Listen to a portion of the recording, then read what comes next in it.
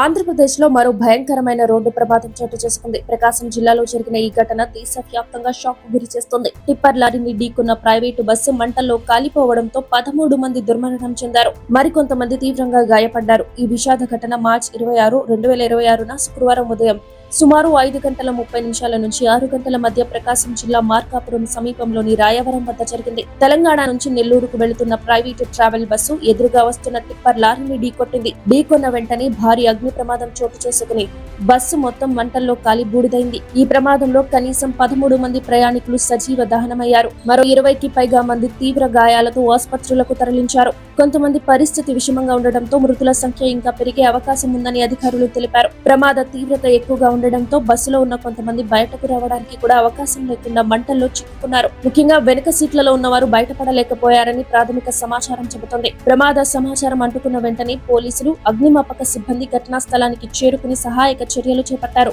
గాయపడిన వారిని సమీప ఆసుపత్రులకు తరలించారు.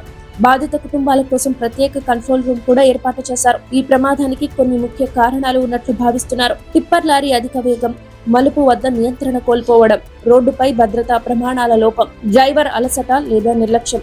అయితే పూర్తి వివరాలు దర్యాప్తు తర్వాత మాత్రమే వెల్లడవుతాయని అధికారులు తెలిపారు. ఈ ఘటనపై ప్రధానమంత్రి సంతాపం వ్యక్తం చేస్తూ మృతుల కుటుంబాలకు 2 లక్షల రూపాయల పరిహారం ప్రకటించారు. గాయపడిన వారికి 50,000 రూపాయల సహాయం అందజేయనున్నట్లు తెలిపారు. అలాగే ముఖ్యమంత్రి కూడా ఈ ఘటనపై తీవ్ర దిగ్భ్రాంతి వ్యక్తం చేసి పూర్తి స్థాయి దర్యాప్తుకు ఆదేశాలు జారీ చేశారు.